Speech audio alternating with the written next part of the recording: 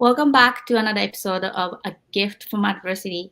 My name is Juri. I'm your host. Thank you so much for tuning in. Today we are recording episode 90. I'm very grateful to have another guest. Before I introduce my guest, I want to introduce my book, which is A Gift from Adversity by Juri, and it's available on Amazon. Same title as this podcast, A Gift from Adversity. The subtitle of this book is Overcoming Sexual Abuse, Domestic Violence, Bullying, and Homelessness. And I wrote this book because I wanted to not only share my adversity and life story, but also some ideas and techniques that I use to overcome these challenges in my life. And also, I touch base on the nonprofit work that I've done for 12 years with juvenile offenders.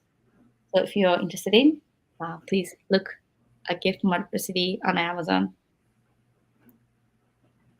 So today we have a wonderful guest, Ashley Burton. I met Ashley from Love Life Now Foundation fundraiser at the fashion show as domestic violence survivor models, and we raised great money to bring more awareness and help domestic violence victims. So I'm very excited to have her tonight. Hi, Ashley. Thank you so much for being here tonight. Oh, thank you for having me. Thank you. I appreciate it. You're very welcome. Great. So let's tell your audience who you are and where you're coming in from today and what you do and if you have a website or social media. Yes, my name's Ashley Lynn Burton.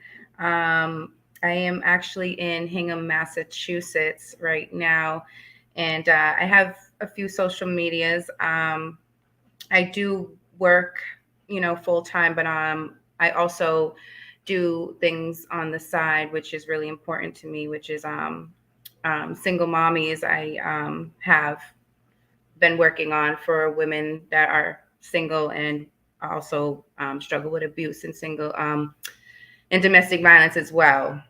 And I do have a social media. It's at singlemommies.com on Instagram. And then my other Instagram is personal profile is Ashley Lynn Burton _32. And regular Facebook is just Ashley Burton.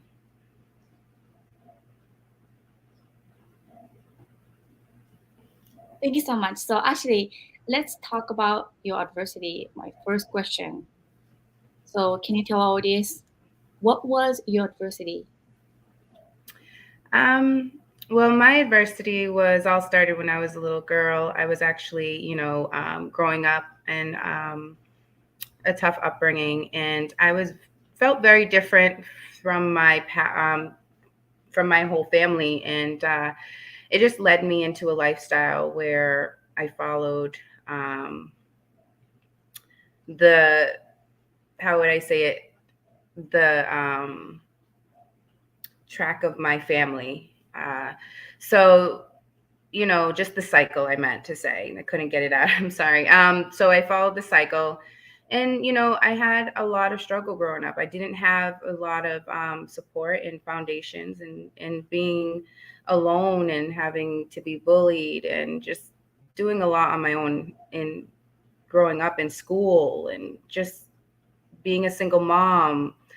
I had a lot going on in my lifestyle that I needed to change to break that cycle in my life today. So actually, thank you for sharing that. Let's dissect a little bit more. So how did you describe that you were different and then bullying part of it? Like what is it? Um, well, my family's lifestyle was a lot of addiction, and I felt very displaced because of my color.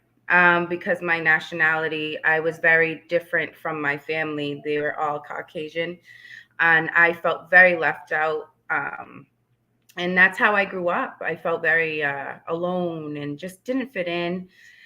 And I was always bullied because of my family history of addiction that I had struggled with most of my life.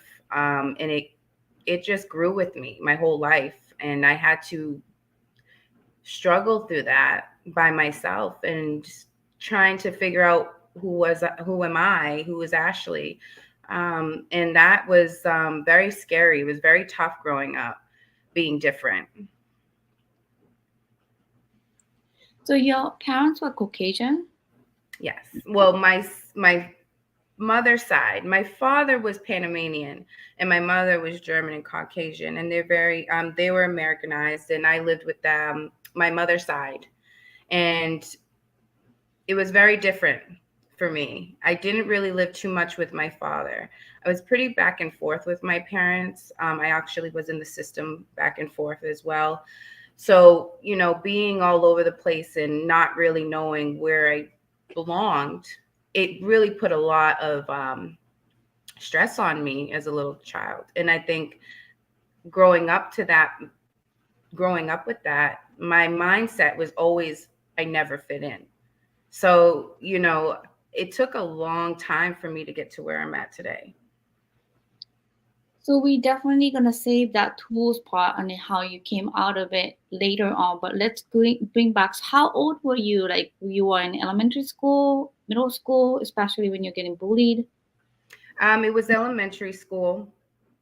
Um, I was bullied for a very long time. I didn't fit in with a lot of the crowd, and I actually got along with a lot of different people, a lot of different minorities, and I just tried to fit in, I think. And I had always like another situation in life where I was just being bullied. I didn't have a family, like I didn't really have a great home. I was always in and out of trouble. Um, yeah, I had a lot of bullying when I was a child. Like was it the physical assault or more verbal? It was verbal and physical. I had to get into fights when I was younger because I had to defend myself. And it would always be a group of girls, and I didn't understand why.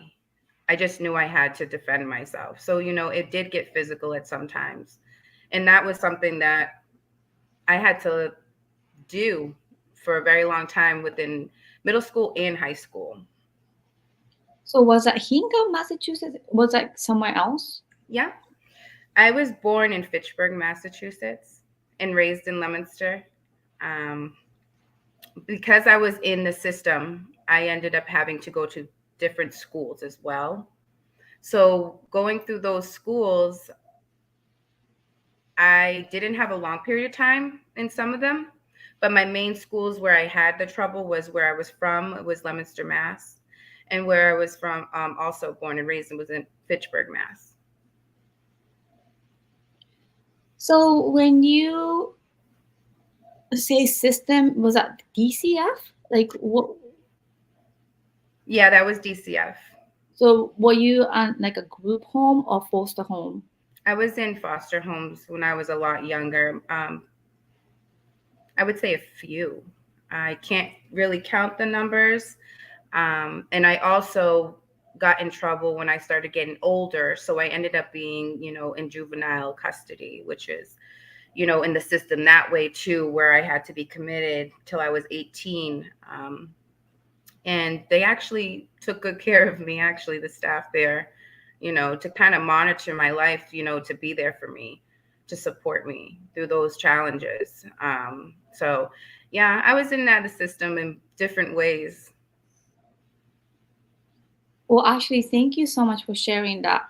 Mm-hmm. So my work at nonprofit when I was running for 12 years was DYS boys, not the girls. But I did um, go to some of the group home where DCF was supervising. And I met a girl who was 10, and then she said she had been in 17 different homes already, but she was only 10 years old. So she was very scared and nervous. Yeah, that's exactly. It's like you can't count. It's just kind of part of what I grew up in. I was born in it. There was no structure. I didn't have the foundations. My parents did the best they can, but they weren't they weren't on their time where, how would I say this? I feel they weren't ready to be parents, I guess. I was an only child out of my mom's side, and my dad had other children. And so, you know, they just didn't get it right. They were also suffered from addiction. My father was an alcoholic and my mother was an addict. So, addiction really does take a toll on your life and your lifestyle. And I became part of that cycle. So actually, let's talk about 18 when you get out of the DOS system and then foster system, because at 18 they'll like kind of kick you out from the system. And then what happened? And then I know I met you through Love Life Now Foundation, and I didn't really learn about your DV history. What happened after 18 years old? Well, I ended up trying to move away. I moved away to New Jersey. And when I moved to New Jersey, I tried to start over, run away. I ended up meeting someone who was older than me, and I ended up getting pregnant. And so I had a baby at 19. I got pregnant at 18, had a baby at 19. Today he's 16 years old. So, I was a young mom. I ended up becoming a young mom. And I chose a lifestyle, still the same lifestyle as my family, drugs, alcohol, partying, it just wasn't able to kind of get it right. But yeah, that's what happened when I was 18. I ended up being a young mom. And what happened to the father? He left me at 12 weeks pregnant. Yeah. What? Yeah. Never met his son. Nothing. No. I tried. Yeah, I tried. But he come to find out he didn't want nothing to do with it. With my child, and wanted, I was young and he was a lot older than me.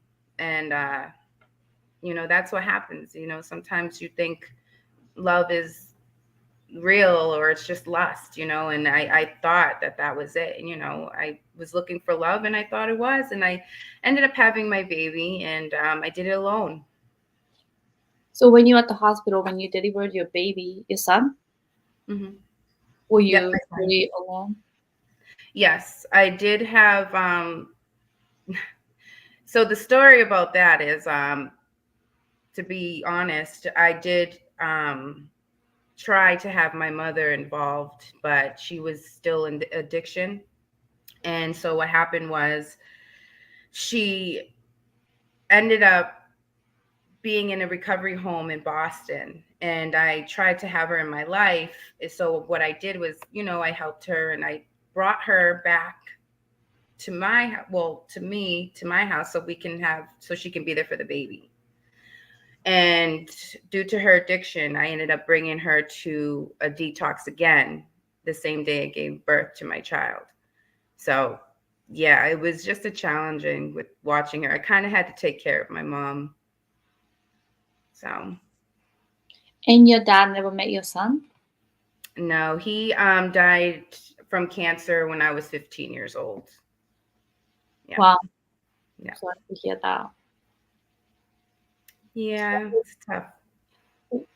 When your first baby's father left when you are 12 weeks pregnant, how did you feel? Mm, I felt angry. I felt lost, confused. Um, it's just, I felt abandoned again. That abandoned treat that I've always been left. And so that took me to another place where I'm left to do this all over again by myself, make my own decisions, have to learn on my own. I That's how I grew up. And then, like, I was just disappointed. I was scared, though. I was very scared. How am I going to do this? How am I going to have this baby? I don't really have my life together. I didn't know what I was going to do. But I did it. I did it by myself.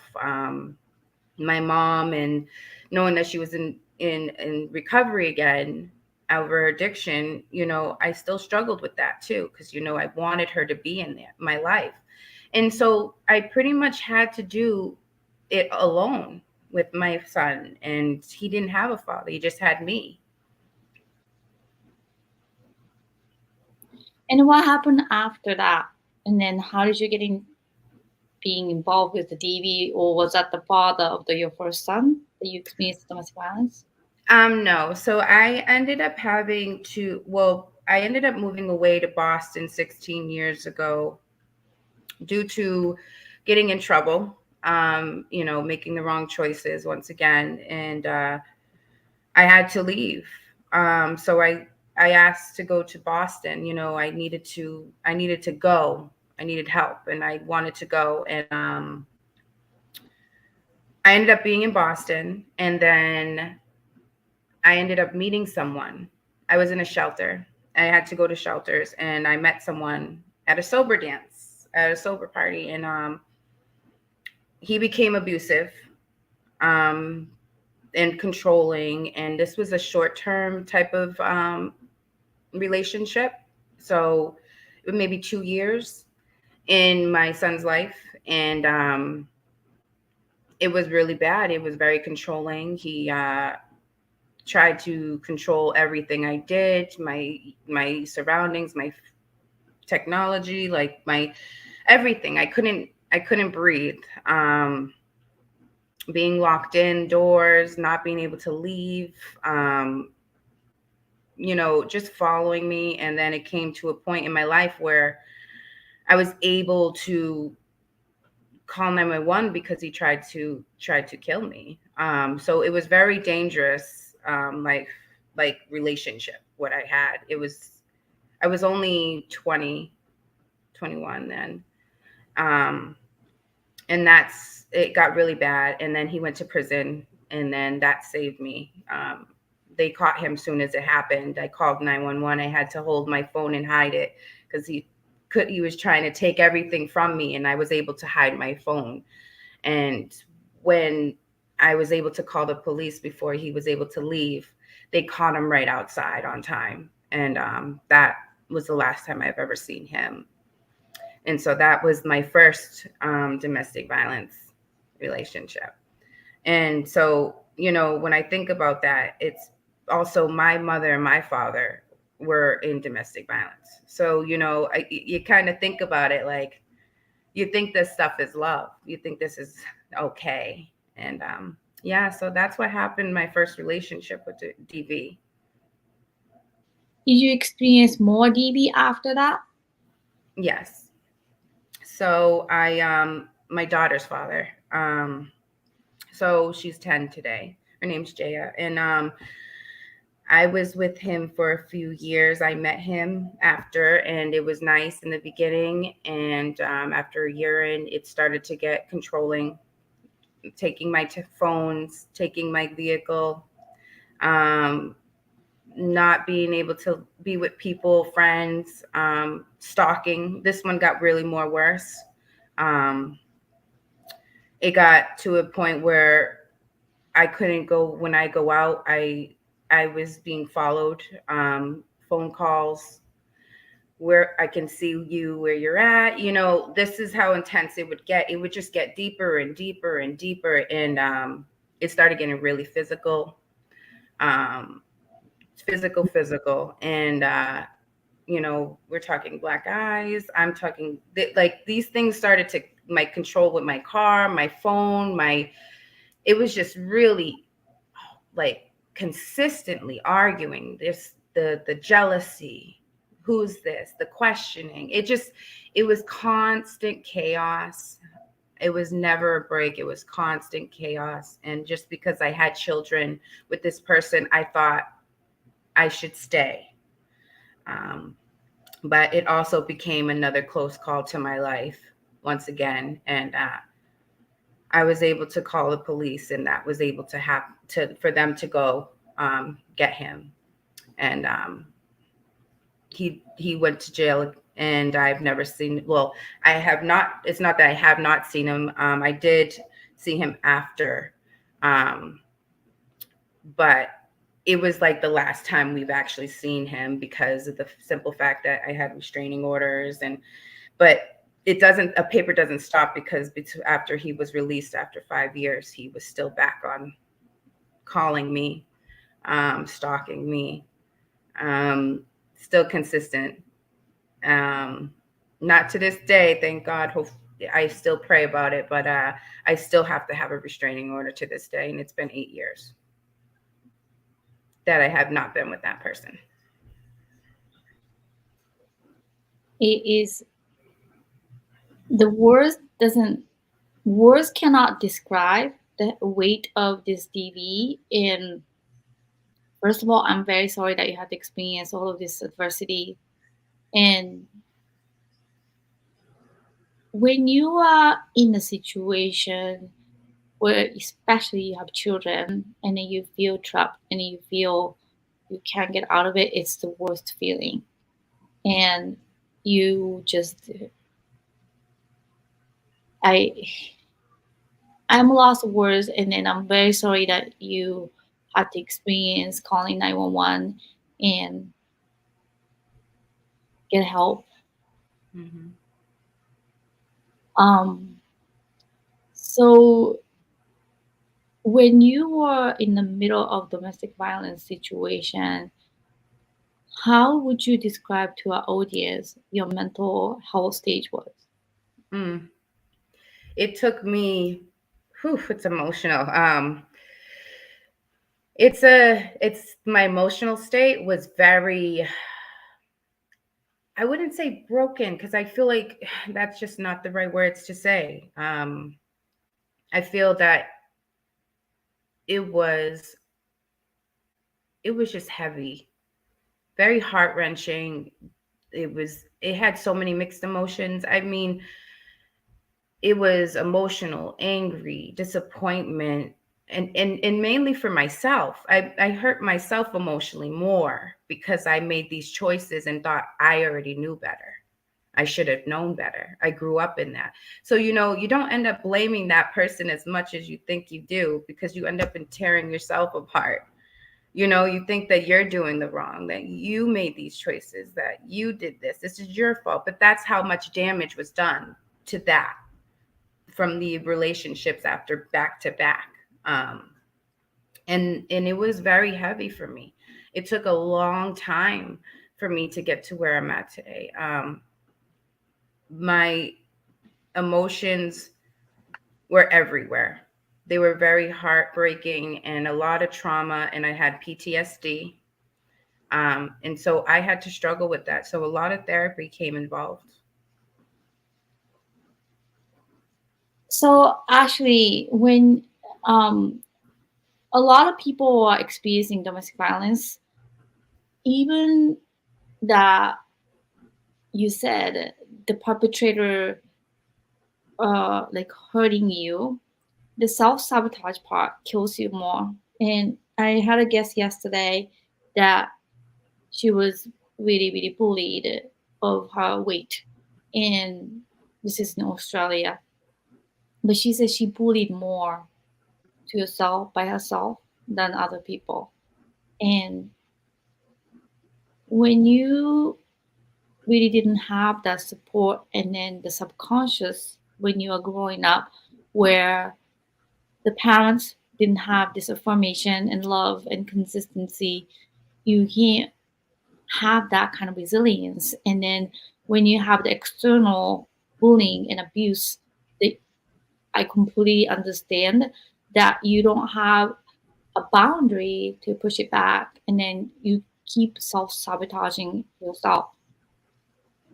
That is true. That is very true. Because when I think about it, you're only looking for something you've never had when you were little. And I struggled with that, because I felt that, love was that.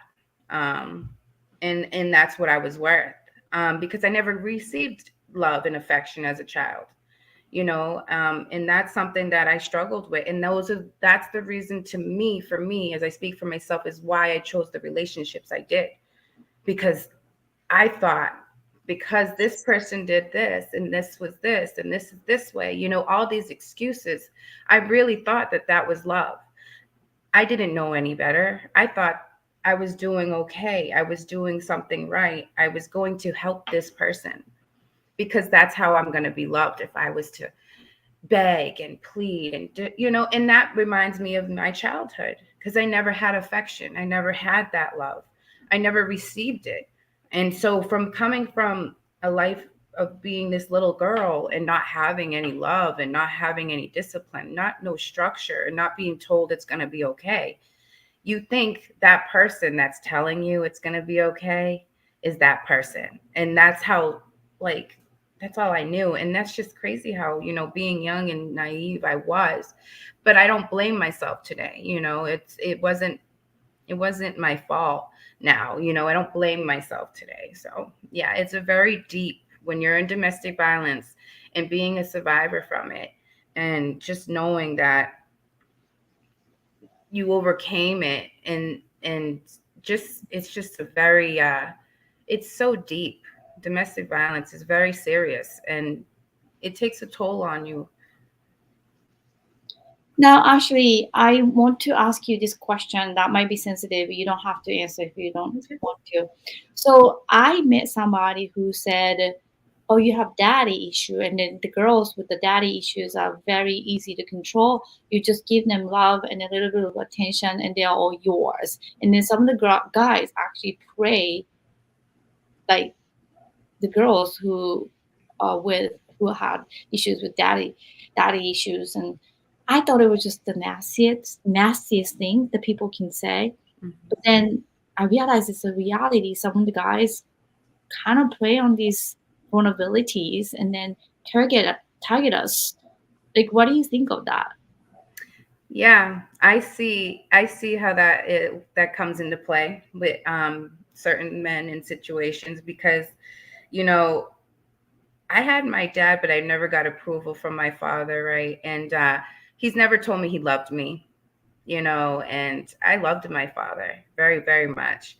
And I can see how once that partner of yours has that manipulation or whatever he thinks it is, it makes you feel like it can be like that father figure, maybe, something that you're take control. You want that person to lead a little bit. And I could see where that vulnerability hits when it comes to women like me. In my history, I never really had love and parenting, and yeah, we can be very easily manipulated. I can say that because as a woman, today, and coming from where I came from, I can see where that comes across, where people say these things, but it's not. I just think that men are good at manipulating, to be honest. I really think so. In certain occasions, when they know they can get over on somebody, now it's like, I don't have that. I know better. I know my red flags. I know the signs. Where I know, yeah, that's just something that it's different. That Well, daddy. thank you so much for touching on that. And then it's important to bring that up. I have this really heartfelt comment on the live. Kim Keefe, who was my classmate at the Boston University when we did the nonprofit institute for nonprofit leadership and management, and she's one of the director um, supervisor at the DCF. So Kim, if you're listening, Ashley went through the DCF, DOS kind of yo-yo system, but then Kim said, Ashley, you are such an amazing survivor. Thank you for sharing your experience. Do not tear yourself apart for any past relationship. You are most worthy. Oh, thank you, Kim. I know that today, and it feels so good. Thank you. Thank you, Kim. So Ashley, I want to learn how you met Laverne, how you met Love Life Now Foundation. So I met Laverne when I was going through my journey of healing through domestic violence, and I think it was an event where we went to the fashion show as we attended, It was one of those events 3.5 years ago before COVID hit, maybe 2017 or 18. I don't know the date, but I seen the pamphlet and it said domestic violence awareness. And I just was like, I need to go. I need to put myself out there and be okay. To say that I have been part of a domestic violence. So I went to one of her shows before, and then I reached out to her on social media, and it became friendships from there. And it was just really amazing that I didn't know her story. And when she said her story to me, it made me feel like I wasn't alone. So that's when I connected with her, and I've been with Love Life now ever since. So lovelifenow.org is an organization, domestic violence awareness and survivor education. And then also they do a lot of awareness and help the domestic violence victims as well. And Laura Gordon is also a 2 times domestic violence survivor and then published author. And that's how we connected. Ashley and I were part of the sub survivor Sure. fashion show. Yeah. And then we wore this fabulous, amazing design and my new design from Avon. And then 5 males and then 5 females we represented, and we raised $7,500 together. So I was very proud, and I was very happy to have met you. And it was very interesting because I've never met so many DV survivors at once, and even the makeup artists or people who were running the slide.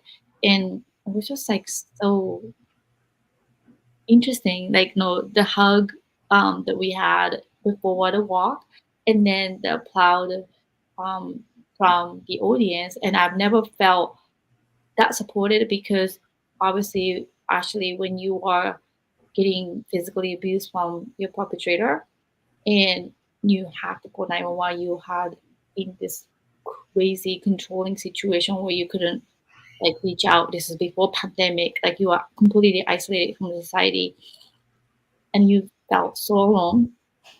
And then so was I when my perpetrator is my father.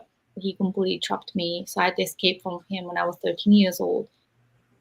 Um, and when I was walking, I think you felt the same when I was walking the wrong way. And then when people are applauding, I started to question like, why are they applauding? Like, why are they smiling at me? Why are they so happy to see me? And I realized that we're here, like we're standing, we're surviving, like we have survived. We could have been dead easily, but then we are there. And I think the people are proud of us because that they saw through the struggle, and then they saw that it's almost miraculous that we were there. And we looked fabulous too. Yeah, we did. Yeah, we did. We looked amazing. How did you feel about that fundraiser? I was scared, but I felt like it was so much. It was time. Like I felt release and relief at the same time. Like I can finally breathe because I didn't know how to tell people or how to react. And I always care what everyone thought. And people never listen. A lot of people didn't listen either. And it felt good to be heard for once and be able to be understood. And that's how I felt because I was, as you know, like alone. You didn't think anybody cared or no one really listened. And when we walked through there, we just killed it and we looked amazing. And I felt love for the first time in my life. It feels good. Actually, elaborate for me when you said nobody listened. Like how did not people listen to you?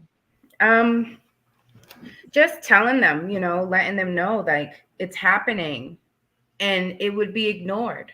Like friends, um, family, uh, he'll change. It's normal. It's your kid's dad, or it's it's normal, you know, like that's normal. And it kept saying that in my head with people around me, that it was okay for what I was going through, you know, give the person a chance. Oh, I don't believe you. That's not true. Oh, you you can leave easily. You know, those type of words. Like these are the words that would target me. Like if I can, like how I'm pointing it out, those are like just darts just coming at me. Like these are the ones that I asked for help, and these words are coming back to me, hitting me back. Like, wow, no one's gonna listen to me. No one ever gonna believe me. Um, and I started not believing myself that he's gonna change. This isn't gonna happen again. So it was very hard. And, you know, my mom too, you know, I lived with my mom's addiction and all that, dealing with that. She dealt with that from her relationships too. It was okay to be it be an abusive relationship. It was healthy, you know, that was the norm. And I just reached out for all my life. I've been doing it for most of my life. And now that I'm heard, I just like I feel good about it. I can stand up and say these things, and people understand. Like I'm not alone, you know. Actually, let's go back. I just want to share it with you personally, and I really never told you like when we were at the fundraiser because we all were busy getting ready Yeah. and stuff. But basically, my story was after my parents got divorced when I was 8 years old, and then my dad shifted his love towards me, so he started to sexually, physically, verbally, emotionally abuse me, and then I escaped from him when I was 13. But between, I would say, 8 years old to 13, it was really bad, and it was just really, really bad. But then when I started to live with my mom after I escaped from him, and then first thing I said, physical abuse, she believed. The sexual abuse, she never believed until I was maybe 30 years old. And that killed me. And I tried to kill myself when I was 15 because I thought nobody would listen, nobody would believe, because there was no awareness when um, in Japan, there was no sexual abuse stories and there was no incest stories, especially in the Me Too movement. None of that. Me Too movement is like so later. And in Japan, still 2022, it's so backward than America. So I would always say second and third shock waves are painful also, not just the initial um, incident when you are getting abused. But when you tell people, it takes you so much courage and a bravery to share that. But then when that person completely shuts you down and then denies you and don't validate you, that's, I would say, worse in a way. Yeah, I agree. I remember telling my mother that I was, be honest, abused when I was little, and she's like, "No, that never happened." And and I told her this when I was an adult, and before she passed away years ago. But being honest with someone and being able to say these things to a parent or to a loved one, and being and saying no, that never happened. It's like it's the worst feeling. I still at 35, I still feel hurt from that. Like it's like because I never really got closure from any of my parents, and that hurts. So, you know, that's why I'm in therapy today, because I want to make sure I can heal through this, because it's a very damaging wound. It's like an internal wound that it doesn't go away until you go after, like you need to heal that part. It's like really carries on. It carries on with you a long time. I just want to share a little quick personal story. When I found out my ex-husband was cheating on me while we were in a marriage, and then I told my mom about it, and then she's like, "Oh, because you're ugly and then you are not attractive, and he's young and handsome, then like it's expected or something." And then I just like decided to never ever share anything. And I feel that it's not just partially harmful in a way, but in Japan, like is a word danson-johi, which means men respected and women disrespected, and it's part of the culture that I grew up with. The man comes first. Whatever they do, we just have to suck up. Just there's no power. So I just watched the movie She Said about Harvey Weinstein, and then all this Hollywood power of money and fame, and all the girls like actors, young actresses, like after he sexually assaulted them, that they felt happy Weinstein power 10 and then my power is 0. And then that's kind of exactly how the manipulation and the power shift, power trip happens. And then the beliefs that women can tolerate or should tolerate, in especially like Asian cultures and um, Middle Eastern cultures and African cultures, those are like expected or known, and that is not okay. But then when you share these things that is devastating and to the wrong people that has settled mind, that you should tolerate it and that's normal, and that is just so devastating. There's no escape for that. None. Yeah, I agree with you 100% because yeah, that's uh, just talking about this is like it doesn't feel real, but it feels good at the same time because it's just like it needs to be addressed within a lot of women, especially me as a single mother, um, doing a lot of this on my own and having to repair my home from bottom up, from my kids to by myself, um, and having a young man, and having a young girl, and just having to explain these things to them, and how to treat a woman and how to be a woman, and just knowing that I'd never had any of that. Um, this is just such a great honor to be on here to talk about a lot of this stuff, adversity, and how we're what we're doing today. Yeah. Well, actually, I really appreciate you. I want to touch base a little bit about single mom life, and I'm a single mom since 2019. And then I always say the B word, the single mom life is like a B word, and it's just so bad. It's just so bad. It's just like you have no escape, and then you have no break, and then you didn't create this human being by yourself, and then you just completely are alone. And then I was thinking, like, I came to America to pursue my dreams, and I worked really hard to get to this country, and I never imagined myself that I would end up being a single mom. Mhm. And speaking about single mom, like I know you know, but audience that don't understand, how hard is it? It's very hard. I think it's so hard.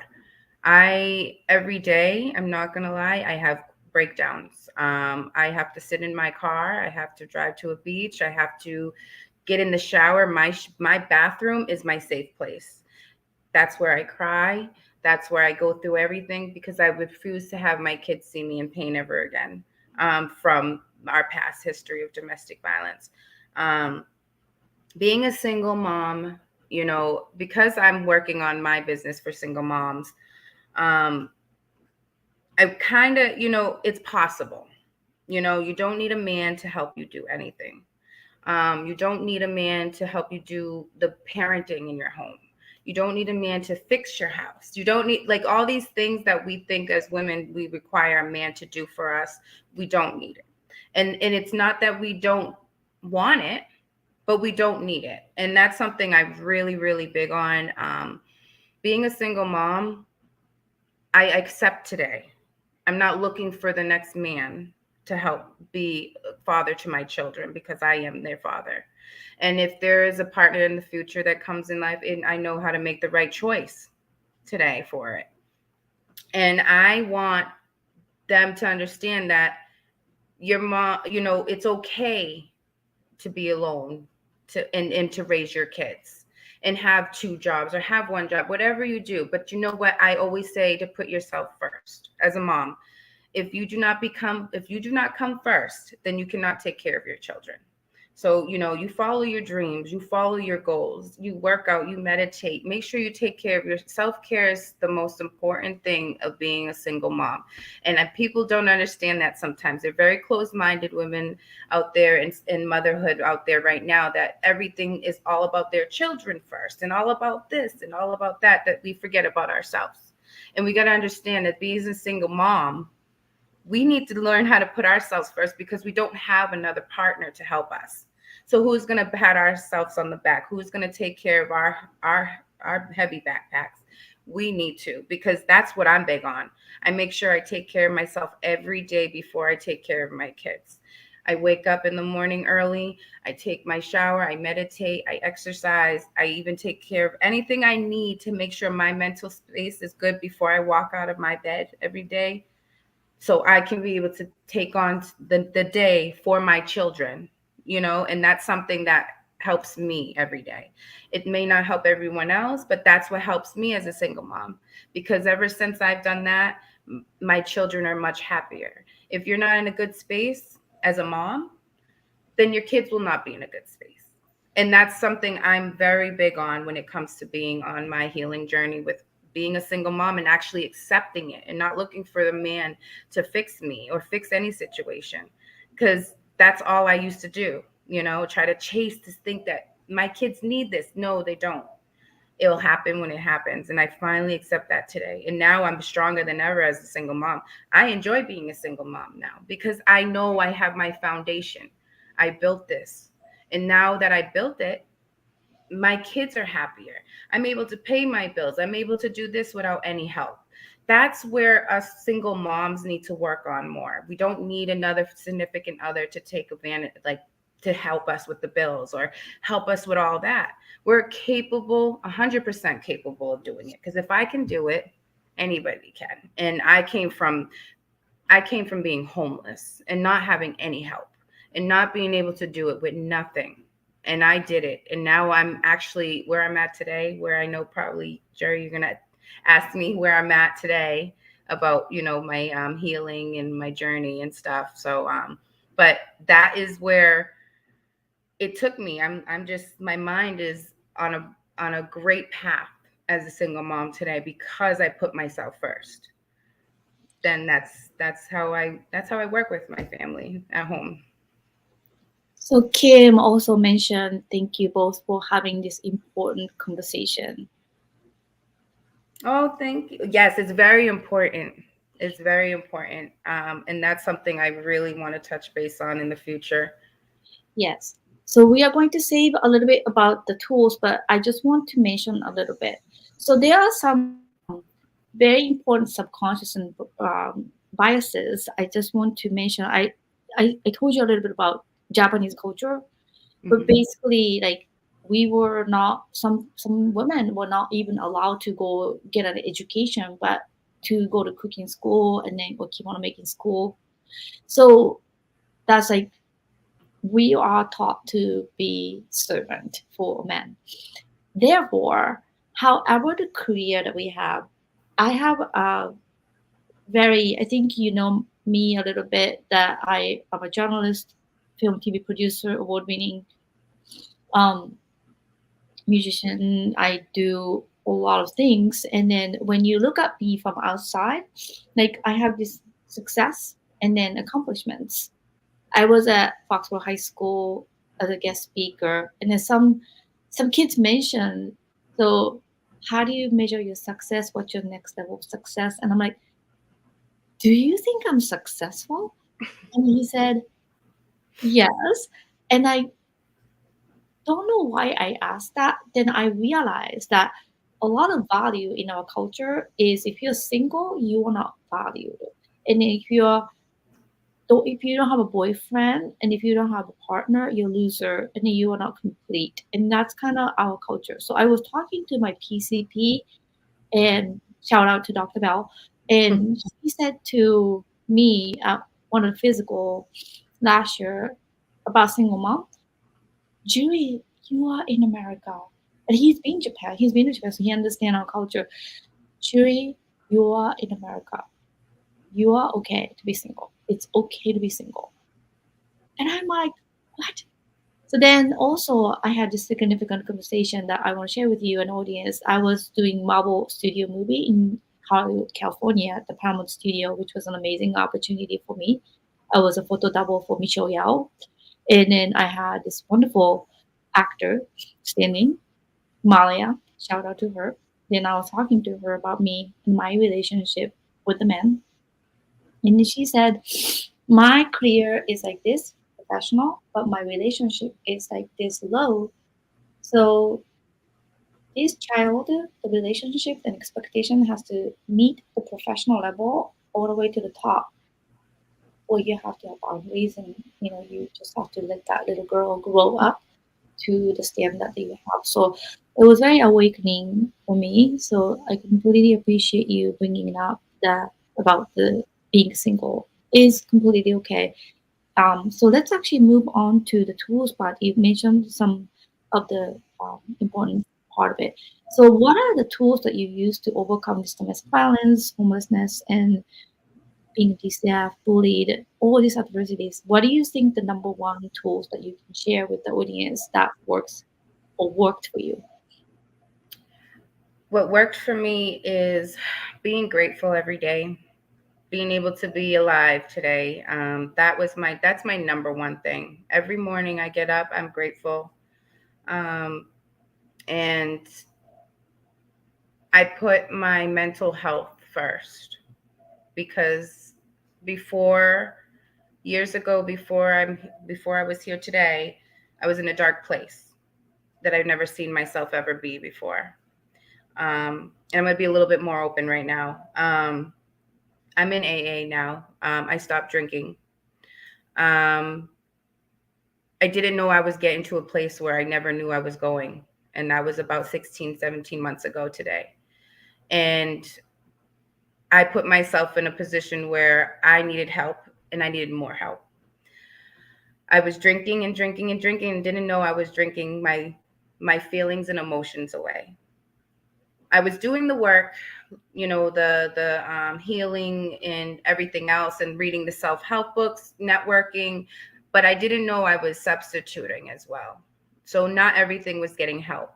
Um, I became very dark place about a year ago where I sat in my couch right here behind me, and I didn't want to be here anymore. And that's something that took me surprised because I have everything I needed, everything I asked for, but I didn't do the inner work. And I thought I was, but I wasn't. And so I asked for help. And so now I don't drink anymore. I don't put a substance in my body because of the simple fact that I did that most of my life and didn't know I was in part of the addiction cycle as I became in the cycle as it was. I was born in it. And I didn't know any better. And then I noticed I'm like, something's wrong. And so what I did is I got help, and I got help from my therapist, and I started to actually take my mental health very seriously. So, I started to meditate, started to write, started to just kind of be nice to myself. I stick sticky notes in my bathroom to tell me how beautiful I am, and I'm working on my little child, my inner child. And I didn't know that was even existent until I got sober. I have an inner child that I need to work on. And so, I don't know if anybody can relate to that, but I do a lot of healing every single day. And I built my patience, which is another thing that I've done too. Have to have patience with yourself because I have a sponsor now, and I never thought I would be saying that I was going to be in AA because my family never got it. They all died from drugs and alcohol. And I didn't want to be the next person because, even though my life looked great and I had everything and a good job, but I was dying inside, didn't even know. And I needed the help, and I got the support. And so now I make sure I write, I be kind to myself. Like my sponsor, I was going to say, my sponsor says, be kind to yourself. And that's what I do every day. I make sure I tell myself I'm smart, I'm strong, I'm a great mom. And even on the hardest days, I have to tell myself every day that I'm going to be okay, because that's the only way I can help myself be a better person for my kids.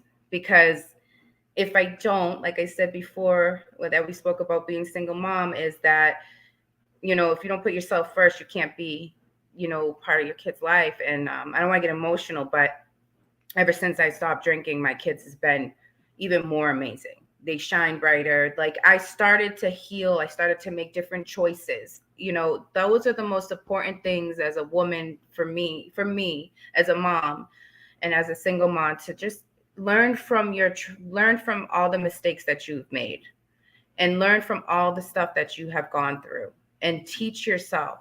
And that's something I live with every single day. And even on my hardest days, I cry. I cry all out. I cry about everything because I've never was able to be vulnerable.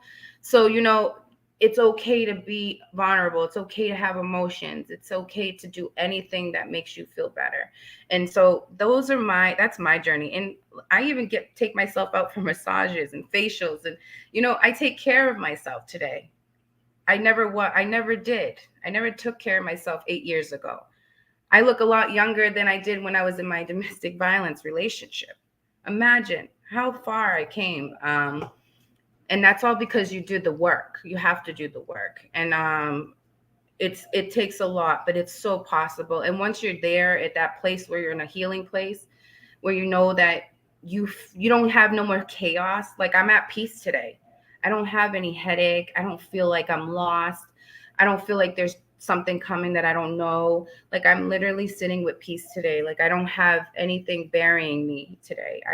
I completely put my 100% into my healing, and I make sure I talk to my therapist about it. And you got to get it out. Like everybody has something, and it's just like you got to take that baggage out. And if you don't take that baggage out, it just kind of it stacks up, and it's going to hit you. And that's what hit me 16 months ago, because I didn't want to do the work. I didn't know I wasn't doing it. So those are the things that I work on every day, and I feel like I'm in a better place today because I've never ever been this happy in my entire life. So that's how I work. Well, thank you so much, Ashley. And I'm very happy to hear all these accomplishments. And then, as hard as your life was, you are in a completely different stage and you are in a different place. And speaking of it, I'm a little bit curious about seeing the red flags and then seeing, especially these men like who had abused you. Now you are in a different stage. How can you say no, or how can you see the signs? Can you give some advice for maybe women or even men to see the recognize this abusive signs that you don't really get into, and then if you were getting to, if you happen to realize how you get out of it? So I've been single for about 8 years. I have been on some dates, and then where I had some dates where this might be a little childish for me, but for me, as me being in a domestic violence survivor and knowing I've been through a lot, when a gentleman tells me, you don't cook, why don't you? You should be cooking. Why should I have to cook? You know, that's for me, I feel like that was kind of like a red flag for me. Like you feel that you're obligated. What if I don't cook, if I'm not good enough? You know, that's just like a one example. And I feel like that really kind of was like, okay, I can cook, we can cook together, but I'm not gonna dish that out on a first date. But at the same time, you shouldn't tell me that I should be cooking. That's like a control thing for me. That's my red flag. Before that, I will not talk to you again, because it's like, you don't know me, you know, we don't know each other yet. I felt that it was way too forward. First date, you're that comfortable to think that I should be able to X, Y, and do. So you have expectations for me before you even know me. So that's like, for me, that's a control thing for me. I don't ever want to be controlled. I want someone to be able to love me for me and all my flaws. And if I don't cook, then so what? I don't want to cook. I don't like to cook. I shouldn't feel like I have to explain myself to a man, you know. And that's something that I had come across, where I feel like the nitpicking, you know, oh, you must have a lot of men because you're a beautiful woman. Then you're automatically jealous for me. That's how I see. These are the words that I start to point out where I'm having a conversation with a man. That's automatically insecurity issues. I don't want to be with that person. Automatic. That's where my mind is now. You have insecurity issues. I built my security now. I'm secure. I don't have those insecurities, the jealousy that I still have a little bit of things to work on, but I don't have that. That's not in my head right away when I see a man. Oh, you must have a lot of women. That's me being jealous. These are things that I had to reciprocate when I was in my domestic violence relationships, because when my partner would do that, I automatically think like that, and I don't want to think like that ever again with another man. I want to be able to be open and accept and let it be genuine and just let it flow. I don't want to have the questions, because then I get triggered. I have PTSD. Um, and so, those are red flags where they feel like they control, kind of those words that you feel like you are obligated, you should be doing. That's not, no, that's not appropriate for a woman to have received that from another man. I say if we were down the road and like, oh, why don't you let's cook together? Like if it was very genuine conversation in the future, if you guys were dating. But these are red flags you need to see when you start to listen to someone conversating with you and trying to get to know you. But those are my red flags. Those are just an example, but just to kind of look out for those is what, when it comes to a man, where it feels like they can gaslight you or manipulate you to becoming something you're already not. And that's something you should be able to be yourself. So when there's a point across where they say things like that, well, why don't you do that? Or why isn't that, why do you choose it that, like, they shouldn't be a question of why you shouldn't do anything as a woman. You should be able to be respected as who you are, and you step in that room, you should be able to be who you are, and not feel like you have to change or pretend to be. Because I used to have to pretend to be for many years. I would never do that ever again. And now I feel better. I feel good. It's harder in the dating world now, because a lot of people, men just want one thing, and that's something I don't want anymore. And I don't want to be used and abused like I was. And I have higher expectations for myself now. I respect myself and I know what I deserve. And that's something that as women, as moms, we need to know what we deserve. And it's time to have it up here, meaning taking care of ourselves up here, and just love ourselves, and things will follow. I'm 46 years old and he's 35 years old, and I wish I met somebody like you when I was 35, and I wish somebody would have told me, and then I didn't waste my 15, 16 years, whatever. But, it's never late. And then I just feel that, um, a lot of times the victim of the child abuse, neglect, and then all these difficult situations growing up stemming to the domestic violence issues, it's not like you just started to be a victim of domestic violence. There was some significant damage, and then the validation issues, and then also the void that you are looking to fill, and then unconditional love that you seek for the parents, but you couldn't. So that's why you also seek for other men in a relationship, and that fails. And then also the state of emergency that you grew up with, that you're comfortable with, that you attract these emergency situations. So we have to recognize these things, and it's hard. But I just want to share a little bit with you and the audience that, um, the minute that you start to get depressed or anxious or try to take your life, you really have to think about those moments that you are actually getting physically abused or sexually abused, that this thing happened a long time ago.